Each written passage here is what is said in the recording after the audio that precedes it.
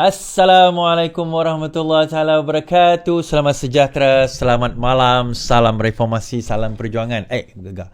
Saya ucapkan kepada rakan-rakan sahabat-sahabat,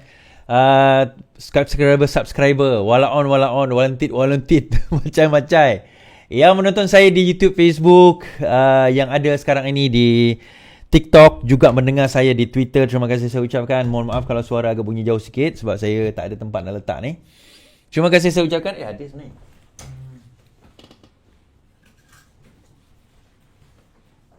Tak apalah. Tak sempat nak ambil. Terima kasih saya ucapkan. #kerajaan YDPA. #kerajaan YDPA. Terima kasih. Yang menonton sekarang ni, terima kasih. Daripada Maghribi, tahniah Morocco. Morocco menang, berjaya melanjutkan pula, berjaya ke peringkat seterusnya, peringkat separuh akhir. Brazil kalah. Tak apalah. #kerajaan YDPA. Dan sebagaimana saya sarankan 2 hari lepas, bahawa kita tukar profil kita kepada warna kuning, sebagaimana yang ada dekat Facebook saya, YouTube saya. Kalau tak jumpa juga, pergi ke Facebook saya, boleh masukkan profil kuning tersebut. Terima kasih. Saya tengok ramai dekat Facebook dah tukar profil lah. Kat YouTube tak boleh nak tukar profil kan, tapi dekat TikTok pun ada dah tukar, tapi banyak masih belum ada lagi. Tapi dekat Facebook, dekat YouTube, dekat TikTok dah mula ramai yang dah mula tukar. Kita tukar profil kepada profil kuning ni sehinggalah 19 hari bulan. Dan 19 hari bulan ni saya sarankan tuan-tuan dan puan, kalau boleh 18-19 tu kita pakai baju kuning in support of kerajaan YDPA, Datuk Seri Anwar Ibrahim sebagai Perdana Menteri. That's the very least we can do, kerana ada movement yang akan mereka gerakkan untuk nak menggerakkan, kononnya rakyat menolak kerajaan YDPA ini.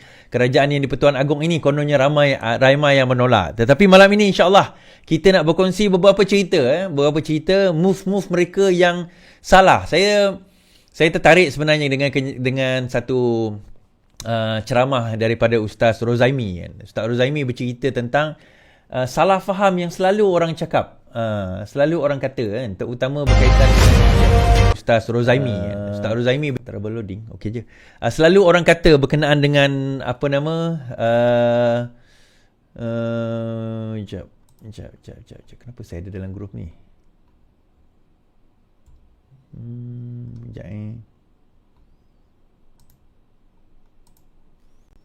Okay, so sekarang ni kenapa dalam Ustaz Rozaimi cerita dalam satu video tu, dia kata apa?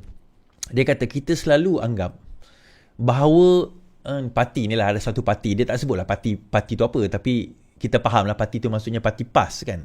Dia selalu kata seolah-olah parti tu je lah yang bawa Islam. Dia kata seolah parti tu je lah yang akan membawa akan memenangkan Islam di negara kita. Kita kena faham tuan-tuan, dia kata Islam itu tidak menang di atas satu parti. Islam itu tidak akan menang di atas satu individu. Yang kita kena bawa adalah usaha nak membawa kebaikan. Dan kebaikan itu boleh datang, kemenangan itu boleh datang daripada sesiapa saja. Even bukan Islam pun sebenarnya kemenangan itu Allah boleh turunkan kepada sesiapa, even kepada bukan Islam. Dan kita kalau tengok dalam Al-Quran, Allah akan bantu sebuah negara kalau dia berlaku adil, walaupun negara itu bukan negara Islam. Dan Allah tidak akan bantu sebuah negara itu walaupun kalau dia zalim, walaupun negara itu katanya adalah negara Islam. Sebab Islam atau bukan Islam itu bukan ditentukan oleh pemimpin dia. Bukan hanya kerana pemimpinnya Islam, therefore terus tuntas Islam. Tak. Kita kena ada ulama' dalam pemimpin ni. Tak ada. Khalifah dulu bukan ulama' pun. Ulama' dia ulama'. Kalau kita nak bicara hal ulama' lah. Kan? Iswardi, kau tak ada autoriti nak bercakap tentang daulah Islamiah. Kita bincang. Siapa kata aku tak ada autoriti nak bercakap tentang Khalifah Islamiah, daulah Islamiah? Kan? Mana buku aku tak baca tentang apa orang kata Khalifah, daulah dan sebagainya, dan tentang siasah ini. Bukan kita kata kita ni ulama', tetapi kita bukan jahil kalau kita nak berbicara tentang politik Islam ni. Kalau kita nak sebut tentang siasah Islamiah ini, kalau kita tak bercakap tentang politik Islam itu, dinamika politik Islam itu dari segi hukum dan sebagainya, kita boleh berbincang. Mungkin ke peringkat sehingga pendetailan tu saya tak boleh nak bawa detail dalil dan sebagainya, tetapi dari segi konsep itu kita dah faham lama dah benda ni. Tetapi pemahaman orang-orang kini tentang Daulah Islamiyah, tentang Khalifah Islamiyah, Khalifah Islam, tentang pemimpin, tentang apa orang kata, kepemimpinan dan sebagainya tu. Mereka membawa corak kepimpinan yang salah, kaedah yang silap dalam memahami maksud membawa kemenangan Islam itu. Dalam memahami maksud konteks Islam itu. Dalam memahami maksud apa yang dinamakan sebagai membawa Islam. Tadi saya tertarik dengan satu, ni sebelum saya masuk topik PN lumpuh. Ujung nanti kita akan cerita, PN sudah lumpuh dah sekarang ni. Kenapa? Ujung nanti saya cerita. Tapi sebelum saya masuk topik tu, saya tengok ada satu, suka tengok satu dokumentari pasal Mamat ni lah. Mamat ni dekat Netflix lah kan. Dia pergi ke prison yang paling bahaya di dunia. Dia ni bekas inmates juga di London. Di UK dia pernah kena penjara 12 tahun kerana dia dikatakan membunuh, tetapi dia dibebaskan sebab dia itu adalah dia tak buat pun, dia kata. So dia buat dokumentari tu, bukan dia buat lah, dia jadi pengacara dokumentari tu. So dia masuk prison. Ada satu prison di Cyprus, satu penjara di Cyprus ni. Dan satu penjara di Cyprus ni, dia kata dia totally different. Dia maximum security punya penjara. Ini bukan penjara calang-calang, bukan penjara orang curi, penjara isap dadah, tak. Ini maximum security punya penjara. Tetapi penjara itu, ini Cyprus di Greek, di Greece, negara Greece yang mana kalau kita tengok bukan negara Islam pun. Tu bagaimana pada tahun 2014 warden penjara baru itu telah reform penjara tersebut. Sebab sebelum saya tengok yang Cyprus tu, kalau tuan-tuan pergi Dangerous Prison, kata silap saya sebelum tu saya tengok yang di sebelum saya tengok yang di Cyprus tu, sebelum tu saya tengok yang di Rusia, dekat Rusia kan, siri sebelum tu kat Rusia, lepas tu saya tengok Cyprus. Totally different. Bagaimana dia reformkan banduan tu bukan kesalahan-kesalahan kecil, tuan-tuan, kesalahan besar daripada armed robbery kepada bunuh dan sebagainya. So mereka ni bukan orang yang besya-besya, orang kata kan, orang yang memang level lain punya penjenayah. Tetapi bagaimana dalam masa 2014 hingga 2021 masa tu, sebab saya tengok dia pakai mask lagi, lebih kurang 6-7 tahun dia berjaya reformkan penjara. Bukan setakat penjara, dia punya sistem tu, bukan setakat dia punya inmates, tetapi kepada dia punya warden, kepada mentaliti yang lain. So saya fikir sebenarnya boleh kita ubah. Masyarakat ni sebenarnya kita boleh ubah kalau kita guna kaedah yang betul. Dan dia kata dia ada dua konsep dalam ni, kita belajar ni, minta maaf tuan-tuan. Dia ada dua konsep dalam pemenjaraan ni, dalam imprisonment ini, dalam incarceration ini. Adakah penjara ini retribution ataupun rehabilitation? Adakah dia untuk punitive, untuk kita nak menghukum, ataupun untuk kita nak mendidik, rehabilitate, untuk kita nak mendidik semula, kan, seseorang inmates itu? Adakah dia untuk menghukum ataupun untuk nak mendidik? So kenapa saya nak buat cerita ni sebab saya akan ada relate dengan penjara Malaysia. Sebab pada sebelum 2014, penjara itu it was different.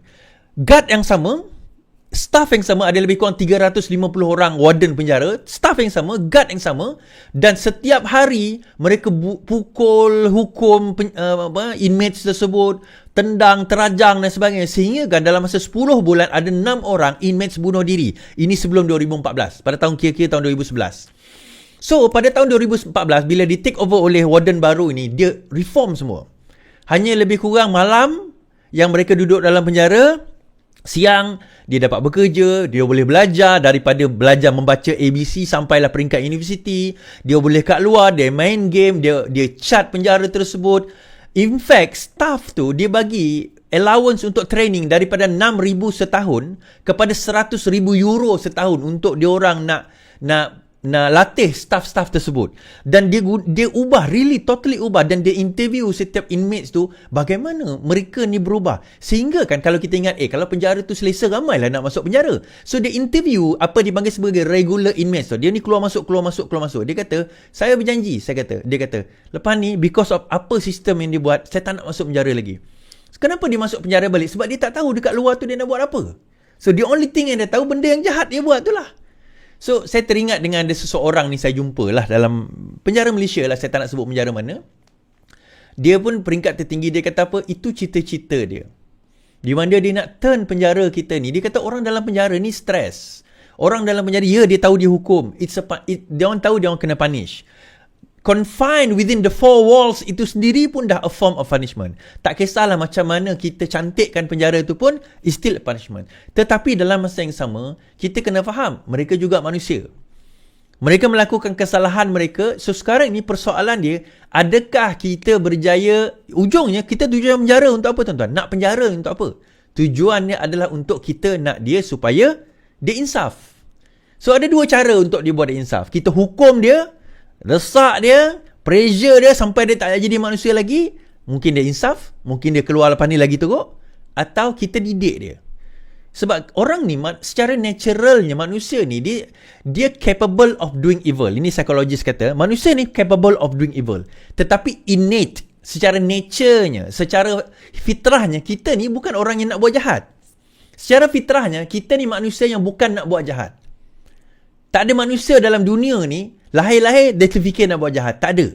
Kecuali yang betul-betul mental dia tak stabil. Yang tu kita tak masukkan dalam penjara. Yang itu kita masukkan dalam buat psychiatry. Itu lain. Yang ni secara nature ni manusia dia tak nak secara innate, secara nalurinya nak buat jahat. Tetapi apa yang membuatkan dia buat jahat? Number one, environment. Number two, dia environment. Dalam environment tu dia ada kawan-kawan, dia ada keluarga, dia ada upbringing, dia ada dia punya surrounding, dia ada dia punya desakan, sehingga dia ambil contohnya DADAH, saya tak nak sebut dalam TikTok.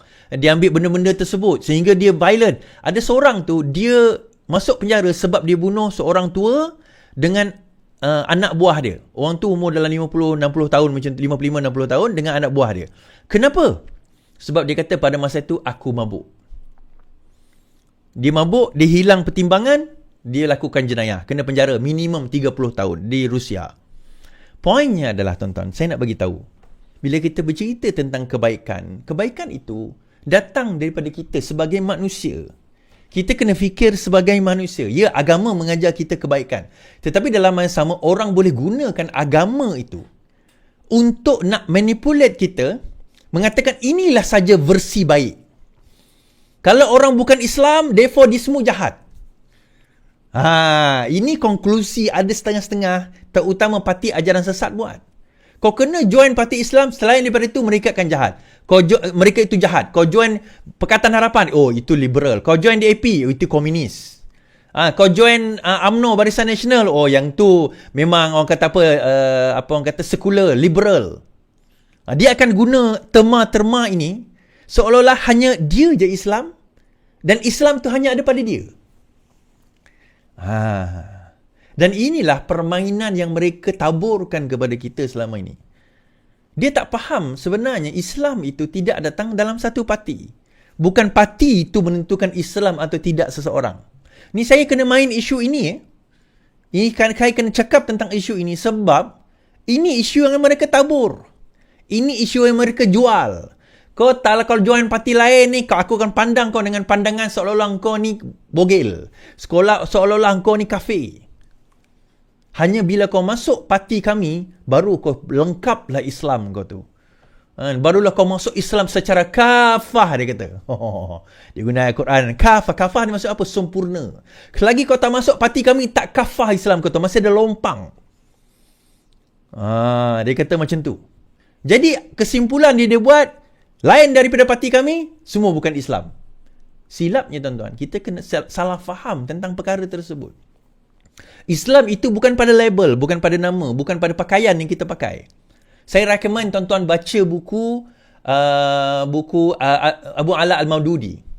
Abu Ala Al-Maududi salah seorang apa orang kata pemimpin Jamaatil Islami Pakistan. Beliau menulis satu buku. Apa nama buku tu? Bukan Islam semestinya saya fahami. Asas-asas Islam. Ada ditranslatekan dalam bahasa Melayu. Buku tu banyak mengubah saya. Bila saya baca buku tu banyak mengubah saya sebenarnya. Daripada segi pemahaman saya tentang Islam, dia apa? Dia tulis salah satu dalam buku tu, dia kata apa? Islam itu bukannya pada pakaian kita. Bukan pada nama kita. Bukan pada keluarga yang dilahirkan kita ni. Itu bukan Islam, dia kata. Kau letaklah nama apa paling Islamik sekalipun, pakaian kau pakailah pakaian paling Islam sekalipun, kau duduk dalam keluarga yang paling alim sekalipun, Islam itu ada pada pemikiran dan juga hati jiwa kita, perlakuan kita. Dan perlakuan ini adalah buah kepada corak fikir kita. Sebab itu kalau kita nak menilai satu-satu Islam atau tidak, kita tengok apa ciri-ciri antara ciri-ciri Islam. Antara ciri-ciri Islam ialah bila dia fikir satu benda, dia fikir rakyat. Bukan fikir dapat duit beli Mercedes Benz dahulu. Dia fikir rakyat, dia fikir alam sekitar, bukannya pergi membalak bersama ulama. Bukannya dia akan fikir bagaimana nak selesaikan masalah air yang tak selesai 30 lebih tahun. Jangan bagi alasan-alasan yang lain. Dia akan fikirkan bagaimana cara menyelesaikan masalah kemiskinan rakyat yang paling miskin. 3 negeri miskin dan miskin tegar paling tinggi di Malaysia menurut IKASIH adalah Sabah, Sarawak dan Kelantan, tuan-tuan. Kelantan.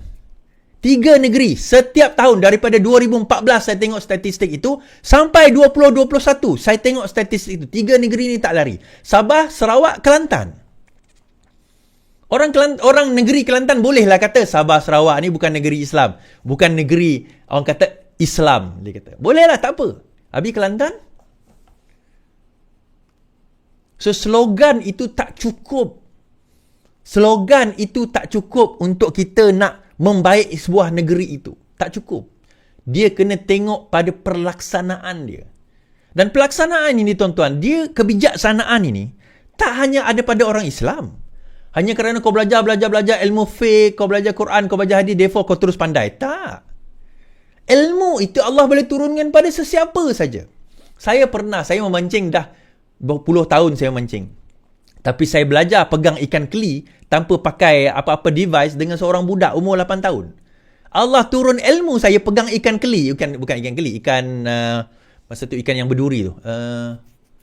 Bukan ikan keli. Ada satu jenis lagi. Bukan baung. Saya pegang ikan tu tanpa menggunakan peralatan, dengan pakai tangan macam tu saja, dengan budak umur 8 tahun. Tuhan turun ilmu pada dia 8 tahun. Saya, pengalaman memancing saya lagi lama daripada dia hidup. Tetapi saya belajar daripada dia. Yang ni kita kena faham. Ilmu itu datang daripada sesiapa yang Tuhan nak bagi ilmu pada kita. Even seorang budak. Kan? Nabi Musa dapat ilmu tu daripada Khidir. Siapa Khidir? Kita tak tahu. Ulama berselisih pendapat tentang Khidir ni, sahabat. Ada kata Nabi, ada kata malaikat, ada kata orang alim, sebagainya. Point is, Tuhan nak bagi tahu kita, ilmu itu, Allah SWT boleh bagi kepada sesiapa yang dia nak, even orang tu tak terkenal pun, tak hebat pun. Sama juga dengan Islam ni. Dia boleh bagi kepada, tak semestinya dia kena bagi kepada Hadi Awang. Dia boleh bagi kepada Chan Likang. Dia boleh bagi kepada Lim Guan Eng. Dia boleh bagi kepada Sami Velu. Dia boleh bagi kepada, siapa lagi? Kepada Gobind Singh. Dia boleh bagi kepada sesiapa saja. Dia boleh bagi kepada, Anthony Locke. Tetapi, tak boleh terima. Ni DAP ni, tak boleh. DAP ni tak boleh. Kita kena tutup mata kita. Ini pemikiran-pemikiran yang akan menghancurkan umat Islam itu sendiri. Dan akhirnya kita jadi apa, tuan-tuan? Kita jadi umat yang bodoh. Pengikut yang bodoh. Pengikut yang tak berfikir. This is what will happen kepada manusia, kepada kita. Suatu hari nanti kalau kita tak buang pemikiran ini. Islam itu, ilmu itu tidak hanya turun pada certain kelompok. Setiap kelompok kita ni akan ada benda yang dia tahu, dan akan ada benda yang dia tak tahu. Ada orang Melayu tahu, orang Cina tak tahu. Ada orang Cina tak tahu, orang Melayu tak tahu. Ada yang orang Iban tahu yang kita tak tahu. Ada orang Kayan tak tahu yang kita tahu. Setiap bangsa, setiap agama, setiap manusia ada benda yang dia tahu yang mungkin kita tak tahu, yang kita boleh belajar daripada dia. Jangan pernah sombong dengan ilmu. Sebab itu dalam Islam, ilmu ni perkara yang sangat penting. Dan sampaikan, banyak hadis menyebut tentang pentingnya ilmu, pentingnya ilmu. Salah satu benda yang sangat penting dalam Islam adalah ilmu. Dalam Quran sebut ulil albab. Ulil albab ni orang yang berfikir. Orang yang berfikir. Ulil albab. Tengok alam, kita berfikir. Berfikir ni bukan khayal, tuan-tuan. Bukan, berfikir. Berfikir kita kaji. Bila kita kaji, kita buat eksperimen. Kita datang dengan conclusion. Kita kaji lagi. Kita buat eksperimen. Kita datang dengan conclusion. Kita kaji lagi. Itu orang yang berfikir. Bukan orang yang taksub membuta tuli. Bukan orang yang taklid buta. Bukan. Saya nak bawa panjang cerita ni. Sebab apa? Kita nak bagi tahu ni. Banyak sangat ni. Serangan-serangan daripada apa orang kata parti so-called Islam ni. Dia datang aku di parti Islam. Parti Melayu pula. Tak apalah. Parti Melayu. Okey, kita balik. Dah lah panjang saya cerita tentang tu. Tentang Sabah. Ada 4 ahli parlimen Sabah yang dikatakan telah lompat parti. Telah lompat parti. Bukan lompat parti. Keluar daripada Bersatu. Okey. Dan dikatakan mereka akan menubuhkan parti baru. Kita baca. Hajiji dan pemimpin Bersatu Sabah tinggalkan Bersatu akan tubuh parti tempatan baru. Kepimpinan Parti Peribumi Bersatu Sabah mengumumkan keluar daripada parti itu berkuat kuasa hari ini. Ketua Pimpinan Bersatu Sabah, Datuk Seri Hajiji berkata, setelah mempertimbangkan keputusan itu, setelah mempertimbangkan keadaan landscape politik negara ketika ini terutama di Sabah, Hajiji yang juga pengurusi gabungan JRS berkata, semua bekas ahli Bersatu Sabah termasuk beliau akan menubuhkan sebuah parti tempatan baru, tetapi buat masa ini akan menjadi ahli GRS. Now, timbul persoalan tuan-tuan. Timbul persoalan, adakah dengan keluar mereka parti ini, mereka dikira sebagai telah lompat parti? Itu satu persoalan yang kena bincangkan. Sebab apa? Warisan mula mempertikaikan, terutama berkenaan dengan Hajiji. Dia je Ketua Menteri Sabah sekarang ni kan. Selepas keluar Bersatu, pemimpin warisan pertikai status Hajiji jadi Ketua Menteri. Timbalan Presiden Warisan Daryl Aiking mempersoalkan kedudukan Hajiji Noor sebagai Ketua Menteri Sabah susulan tindakan beberapa pemimpin Bersatu Sabah meninggalkan parti itu. Beliau menegaskan, mempersoalkan sama ada Hajiji mempunyai sokongan majoriti di Dewan Negeri Sabah yang kini perlu diuji mengikut perlembagaan parti.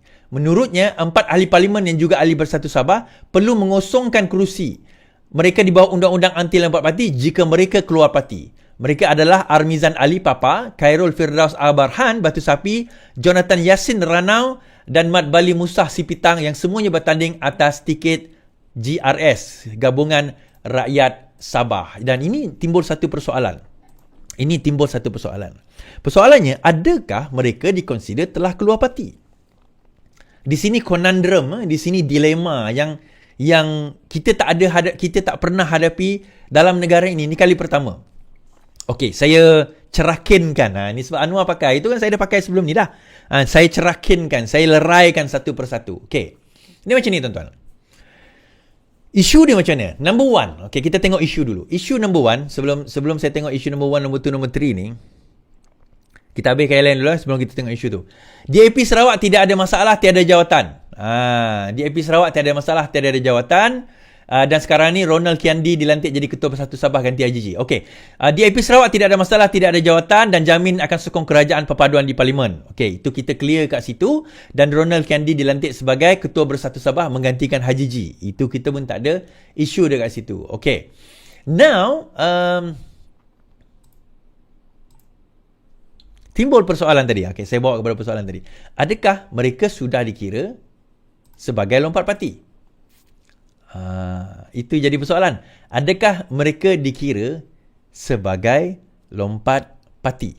Now, kita ada beberapa conundrum, beberapa perkara. Number 1, yang diluluskan tempoh hari adalah pindaan perlembagaan 1443A tu adalah pindaan kepada perlembagaan untuk membenarkan satu akta dibuat bagi anti lompat parti. Okey, kerana menurut perlembagaan sebelum ini, sebelum pindaan tersebut, memecat ahli parlimen selain daripada sebab-sebab seperti kematian, hilang waras, bankrupt dan sebagainya adalah tidak boleh. Itu menurut undang-undang. It's unconstitutional, tidak berperlembagaan. Kalau seorang itu dipecat hanya kerana dia lompat parti. Maka diguballah pindaan 43A di mana sekiranya seseorang itu ialah melompat parti, maka dikira telah terlucut jawatan beliau. So, perlembagaan tersebut, perkara tersebut, artikel tersebut memberi satu ruang untuk membentuk satu undang-undang akta lompat parti. Namun, timbul persoalan. Akta tersebut belum wujud lagi. Tapi yang orang duk bahas-bahas selama ni, itu belum digazetkan. Aktanya bukan kata tak ada, dah ada. Tetapi belum digazetkan, tak sempat. Kan hari itu pilihan raya. Kan last kali Wan Junaidi bentangkan dah dilulus, betul? Bubar pilihan raya. Kita tak sempat nak bentangkan akta dan luluskan akta tersebut. Aktanya dah ada, bil tu dah ada, dah ada dia punya perbahasan tu dah ada. Okay? So, timbul persoalan, adakah mereka diconsider lompat parti? Kerana akta belum ada. Yang ada hanyalah satu general, orang kata apa, satu general artikel di dalam perlembagaan berkenaan ketidakbenaran untuk lompat parti. Kan? Okay, kita cari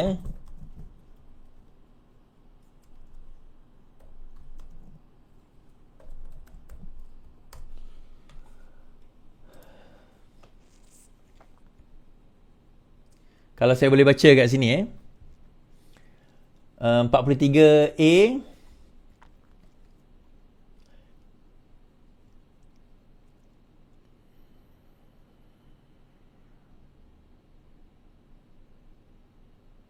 bukan 43A, sorry. 43A.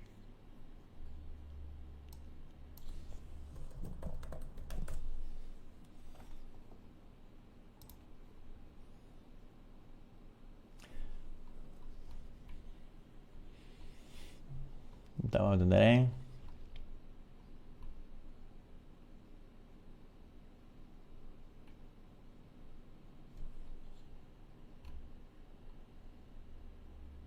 49A1, sorry, bukan 43A. Okey, menurut perkara 49A1, 49A sub 1 sub A, perkara 49A pasal 1 sub A, seseorang ahli Dewan Rakyat yang mewakili satu parti politik boleh didefinisikan sebagai melompat parti sekiranya beliau melepaskan keanggotaan parti politiknya ataupun tidak lagi menjadi anggota ahli politik tersebut. Manakala perkara 49A1B turut mentafsirkan bahawa seorang ahli Dewan Rakyat yang memenangi pilihan raya di atas tiket calon bebas turut ditafsirkan sebagai melompat parti sekiranya beliau menyertai suatu parti politik sebagai anggota parti tersebut. Okey, yang bebas tu tak payahlah. Kita tengok yang 49A1A tu. Dia seseorang yang mewakili satu parti politik yang didefinisikan sebagai melompat parti sekiranya beliau melepaskan keanggotaan parti politik. Okey. Number one, persoalan dia tak ada lagi undang-undang. Yang ni adalah satu general provision di dalam perlembagaan. Undang-undang tak sempat lulus lagi. Itu yang pertama. Yang kedua, Haji G dan geng-geng dia, terutama yang 4 orang ahli parlimen tu berhujah. Haji G tak adalah. Sebab undang-undang Sabah belum laksana lagi. Untuk Sabah punya Dewan Undangan Negeri, rasanya tak ada lagi anti lompat parti. Tetapi untuk federal, 4 orang ni, dia akan berhujah macam ni. Number one, undang-undang tak ada lagi. Okay, that's number one. Number two, kami bertanding di atas tiket GRS. Bukan di atas tiket bersatu. Yang ni pertikaian. Yang ni permasalahan, conundrum. Yang ni dia punya challenge kat sini. Dia kata, 4 orang ni kata, kami memang join bersatu. Kami ahli bersatu. Tetapi sewaktu kami bertanding, yang tanda tangan watikah kami adalah Haji G, pengurusi Presiden GRS. So, bukannya kami bertanding di atas tiket bersatu. Kami bertanding di atas tiket GRS. Kami tak pernah keluar GRS. Haji G kata tadi bahawa dia nak buat parti tempatan baru, kami akan menyertai parti tersebut dan parti itu akan bersama dengan GRS. Sama juga dengan Pakatan Harapan hari itu. Mereka bertanding di atas tiket Pakatan Harapan. Now, dia berbeza. Ni kalau saya kena lukis ni tuan-tuan.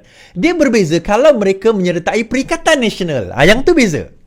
Katakanlah dia bertanding di atas tiket Perikatan Nasional. Maka kalau mereka tarik sokongan, dia menarik sokongan ke atas Perikatan Nasional, katakanlah menyokong Anwar Ibrahim keluar daripada Perikatan Nasional, keluar bersatu, keluar Perikatan Nasional, then that's fine. Sekarang ini, uniknya bersatu ini, dia ada 2 parti gabungan. Parti gabungan yang pertama adalah Perikatan Nasional. Parti gabungan yang kedua adalah GRS. Bersatu Sabah menyertai GRS. Bersatu Semenanjung dan Sarawak menyertai Perikatan Nasional. Yang bertanding tempoh hari adalah GRS, bukan bersatu. So, bila mereka melompat daripada parti tersebut, menarik sokongan kepada Perikatan Nasional, so sekarang ini 72 campur 1 73, tolak 4 69. Adakah mereka diconsider lompat parti jatuh? Okey, yang persoalan pertama, akta tak ada. Katakanlah hakim kata tak apalah, akta tak ada, tetap boleh jatuh kerana artikel 49 pasal 1 sub A ni. Persoalannya, adakah mereka dikira lompat parti kerana mereka bertanding di bawah tiket JRS, bukan di bawah tiket bersatu? Now, timbul satu lagi persoalan. JRS, Pakatan Harapan, Perikatan Nasional itu apa? Dia adalah gabungan parti-parti. Boleh tak individu menyertai Pakatan Harapan? Boleh tak individu menyertai Barisan Nasional? Jawapannya tak boleh. Kita tak boleh ada borang Pakatan Harapan tak? Jawapannya tak boleh. Tak ada. Kita kena sertai komponen parti di dalam Pakatan Harapan, iaitu PKR ke, DAP ke, Amanah ke, APKO ke, baru boleh menyertai Pakatan Harapan. Sama juga dengan Perikatan Nasional. Now, dekat sini kita kata bahawa sama juga dengan JRS. Dia ada side argue. Dia kata, mereka menyertai bersatu. Ya, mereka menggunakan logo JRS. Tetapi kami dalam bersatu yang membenarkan dia menyertai JRS di Sabah. Therefore, dia kata JRS itu, walaupun dia menggunakan logo JRS, dia adalah ahli bersatu dan dia tak boleh menyertai JRS. Dia menyertai Perikatan Nasional. Dia menyertai bersatu untuk menyertai JRS. Nah, ada timbul satu keadaan di mana ada seorang ahli parlimen, dia tak menyertai mana-mana. Saya tak tahulah dia sertai belum. Antara yang siapa tuan-tuan? Syahidan Kasim. Syahidan Kasim ni parti mana? Syahidan Kasim selepas dia keluar daripada UMNO, dia parti mana? Adakah dia parti PAS? Adakah dia menyertai bersatu? Sepanjang carian saya tak jumpa lah kalau Idan Kasim. Mungkin dia dah sertai bersatu mungkin. Pada 19 November 2022, kalau kita tengok ni, Syahidan teliti sertai BAS selepas Pertahanan Parlimen Arau. Teliti, dia tak join lagi. 3 minggu lepas. Itu paling awal lah. Setakat yang saya tengok ini, 3 minggu lepas. Tak ada. Dia tak sertai parti mana-mana lagi setakat 3 minggu lepas. Tak tahulah sekarang kalau dia sertai PAS. Tapi setakat 3 minggu lepas, dia dah menang Arau ni. Tapi dia tak sertai mana-mana parti Perikatan Nasional. Tetapi dia mendapat mandat daripada Perikatan Nasional, pengurusi Perikatan Nasional. So, menjawab persoalan ini, kita kena tinggalkan kepada hakim. Tapi kalau ikut saya dengan ilmu yang saya ada ni, kalau ikut logiknya, sebenarnya tak lompat parti, tuan-tuan. Sebab betul lah tu. Dia menggunakan JRS sebagai wadah untuk dia bertanding. Dia bukan guna bersatu. Dia bukan guna Perikatan Nasional. Kalau tempoh hari dia guna Perikatan Nasional, then itu tak ada masalah. Sekarang ni dia guna bersatu. Dia guna JRS. Dan JRS ini masih kekal. Mereka masih berada di dalam JRS. Dia orang tak pernah lompat pun. Malah mereka akan buat parti baru untuk nak membentuk bersama dengan JRS. So, jawapannya, bagi saya lah, my personal opinion, dia tak lompat. So, kalau dia tak lompat, ada pihak rakyat Sabah? Tak. Jawapannya bagi saya tak ada. Pendapat saya tak ada. Ini pada pendapat saya. Okay. Now, timbul lagi satu persoalan yang lain.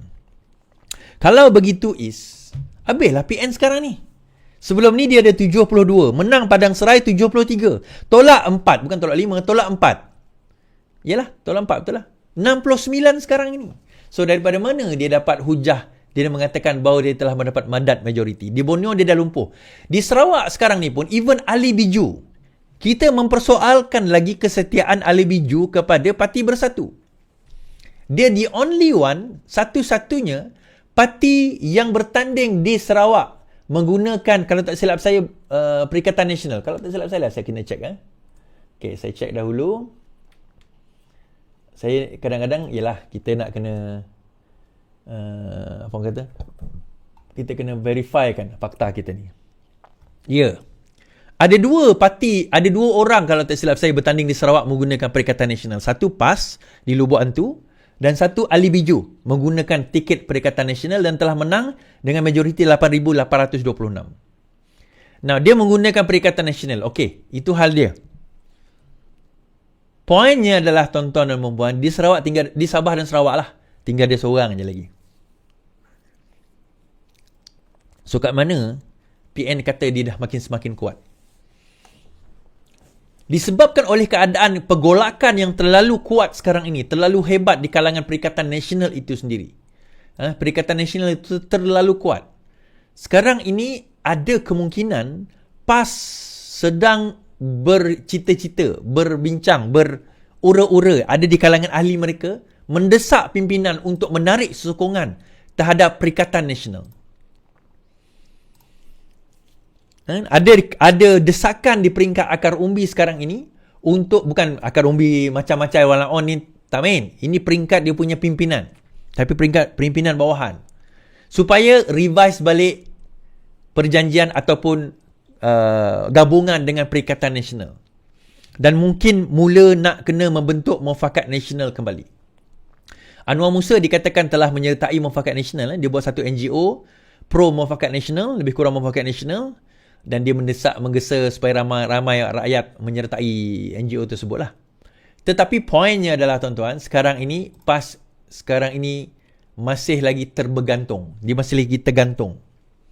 Sama ada sebahagian kata kita kena bersama dengan Muhyiddin Yassin, ada sebahagian lagi kata dah kita tak boleh lagi bersama dengan Muhyiddin Yassin. Tak boleh move forward dah sekarang ni. So kita kena buat gerakan dengan Muafakat Nasional. So macam mana nak buat muafakat dengan gerakan nasional ini? Kita kena kembalikan, kita kena letak orang-orang kita yang pro Muafakat Nasional, yang pro Perikatan Nasional memegang UMNO. Isunya tuan-tuan, Zahid dah buat satu gerakan yang drastik baru-baru ini dalam MKT beberapa hari lepas. Apa dia? Antaranya adalah memecat Anwar Musa. Oh, bagi saya itu tindakan yang sangat bold lah. Dia tak ada gantung-gantung, tak ada warning-warning tuan-tuan. Buang tu. Sebab apa? Anwar Musa ni adalah, saya ditanya hari tu, siapa yang akan lawan Zahid Is? Saya sebut salah seorangnya Anwar Musa lah. Salah seorangnya Anwar Musa. So, apa signal kepada Anwar Musa ni tuan-tuan? Signal kepada Anwar Musa ni, perasan tak? Isyamuddin tak ada jawatan. Ini geng-geng yang mana, yang belah-belah, yang dulu nampak macam nak melawan Zahid sekarang ini, semua tak ada jawatan. Not only that, bukan setakat itu sahaja, yang betul-betul melawan dah kena buang. Syahidan Kasim dah kena, Anwar Musa dah kena, lepas itu Tajuddin Rahman dah kena. Ini semua geng-geng yang dah kena tuan-tuan. Termasuk Zaharin lah, Zaharin pun kena. Sebab dia kritik Zahid hari tu kan. Dengan dia pun kena. Tapi Zaharin ni sebab dia bukan peringkat itu kan, jadi tak apalah, itu cerita lain. Tetapi Zahid dah cabut masalah tu daripada akar. So tinggal Perhimpunan Agung UMNO, pemilihan parti. Selepas ini siapa yang akan lawan Zahid? Siapa yang berani nak lawan Zahid? Kita kena ingat Anwar dia bagi warning hari ni. Anwar bagi warning tadi, dia kata apa? Sekiranya terdapat menteri yang terlibat dengan rasuah ataupun yang meminta-minta projek sebagainya, dia tidak adakan keberatan untuk memecat menteri tersebut. Ini bukan setakat menteri je tuan-tuan. Kita bukan cakap soal menteri. Kita juga bercakap soal ahli-ahli yang ada. Siasatan-siasatan yang mungkin akan dilakukan terhadap mereka. Dan Anwar pun hari ini cakap, saya pimpin negara dengan hutang lebih 1 trilion, Anwar kata. Saya pimpin negara dengan hutang lebih 1 trilion. Tapi Anwar had it worse lah. Kalau siapa yang ingat tahun 1992, masa dia take over daripada Mahathir dan juga Daim. Gabungan Daim dan juga Mahathir dahulu. Pada masa itu, dia memegang negara dalam keadaan, ni siapa budak-budak yang tak tahu cerita dan sejarah ni, ni aku nak cerita. Dia pada masa itu memegang negara pada kadar GDP dan debt ratio. Ratio di antara GDP dan hutang negara 80%. Kita kena ingat. Dia ambil alih Menteri Keuangan dalam keadaan hutang negara dan GDP pada waktu itu, gross KDNKK, keluaran dalam negara kasar kita, ratio 80%. Sekarang ni, to put into perspective, sekarang ni baru 65%. Ratio tu. Dia pernah pegang pada tahun 1991-92 dalam keadaan debt to GDP ratio 80%. Pada masa itu, ingat tak bank negara, Bank Bumiputera, BBNB, Bank Bumiputera, budak-budak yang baru nak up ni tak tahu. Yang duduk main TikTok, yang tak erti. Dia tak tahu. akan kewujudan satu bank nama dia Bank Bumiputra Malaysia Berhad. Salah satu bank terbesar di Asia. Malah iklan. Siapa ingat iklan? Saya ingat. Saya kan kita dulu ada TV1, TV2 kat Sarawak lah. Lepas tu tahun 88 baru masuk TV3. So hari-hari keluar iklan. Bank Bumiputra, bank terbesar di Asia. Mempunyai aset yang terbesar di Asia. Tahun 1990 apa jadi pada bank tu? Bankrupt.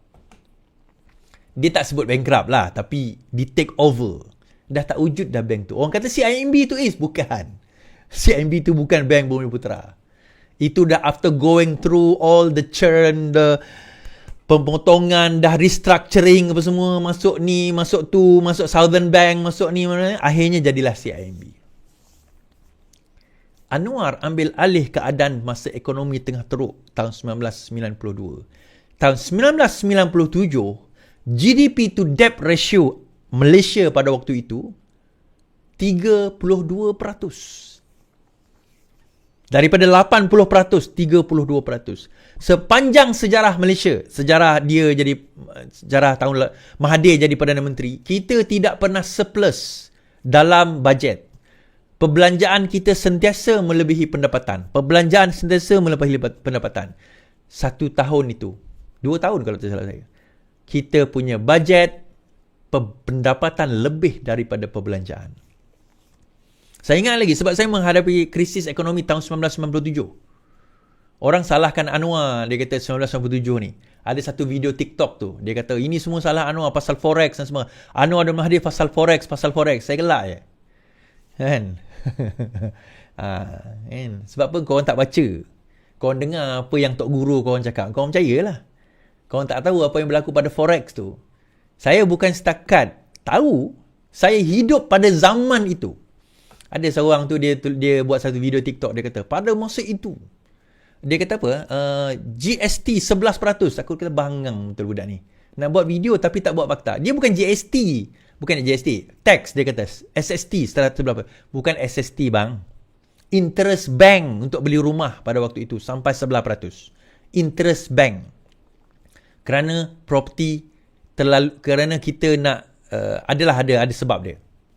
Ini Anwar dah nak jatuh 1997, pergaduhan tu dah nampak. 96 dia dah start dah. Peristiwa ini 96 dah memula. 97 dia dah nampak goyang, 98 reformasi. Siapa ingat? Tahun 97 tu saya pergi UK. Pada masa itu krisis ekonomi. Tapi dalam krisis ekonomi, Anwar sebagai Menteri Keuangan, dia nak pastikan. Ni saya tak pernah cakap dalam live, tapi saya cakap dalam live pada hari ini. Sebagai Menteri Keuangan pada waktu itu, kita orang dah risau dah. Kita dengar ada beberapa pelajar akan dipanggil balik. Dia baru sampai ni. Kita baru sampai kat United Kingdom. Baru sampai tajaan. Orang kampung tak pernah pergi overseas, tak pernah tengok snow. Tiba-tiba dapat berita bahawa kerajaan tak ada duit. Mungkin dia akan panggil balik pelajar-pelajar Malaysia. Kita orang down. Ada kawan-kawan saya down. Dia tak nak pergi universiti pun. Dia pergi travel. Pergi travel Europe yang ada duit lah. Saya tak ada duit, saya duduk situ. Saya berdoa, ya Allah janganlah orang baru je sambung belajar ni, tolonglah. Tahu tak apa Anwar buat sebagai Menteri Keuangan pada waktu itu? Kerajaan Malaysia inject. Saya ingat lagi sebab kita tahun 97 ni antara tahun awal internet baru ada. Bukan internet baru, internet dah ada lama. Website baru ada. Ada website. Masa tu utusan Malaysia dia ada dia punya surat khabar. Itu pun dia bukan macam sekarang ni. Kalau tersilap saya, dia scan. So, kita boleh baca scan tu. Pada masa itu, kerajaan inject 100 juta dalam penaja saya. Dalam government agency. 100 juta. Semua pelajar overseas yang sudah pergi, tidak akan dipanggil balik.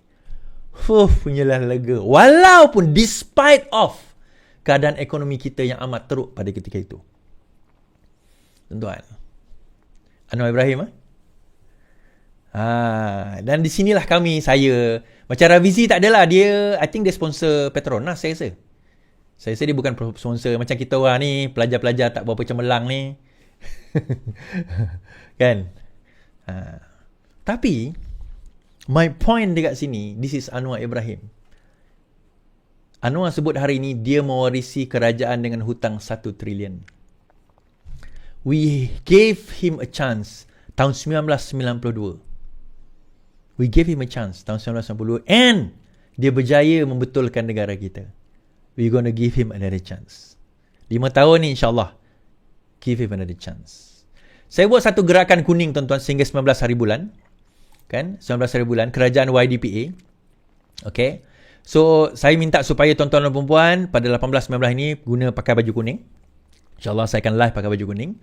Dan letakkan profil ini, kalau sekiranya tuan-tuan dan perempuan belum letak lagi, letak dekat social media masing-masing. Dekat TikTok yang macam dekat atas ni. Dekat atas ni. Kalau tak, boleh capture screen bahagian ini. Capture screen. Kemudian tuan-tuan letak dalam social media. Kalau tak reti, tanyalah dengan anak ke, anak buah ke, suami ke, isteri ke yang reti tu. Kita letak sehingga 19 hari bulan. Terima kasih tuan-tuan kerana menonton saya. InsyaAllah kita selamatkan negara ini. Kita selamatkan dan letakkan orang yang betul untuk menyelamatkannya. InsyaAllah. Kadang-kadang kita berdoa supaya kita diselamatkan. Tapi bila Tuhan bagi penyelamat kepada kita, kita pula pandai-pandai nak buang penyelamat tersebut. Sekian daripada saya. Terima kasih saya ucapkan. Selamat malam, selamat beristirahat. Yang penting, lawan. Tetap lawan. Assalamualaikum.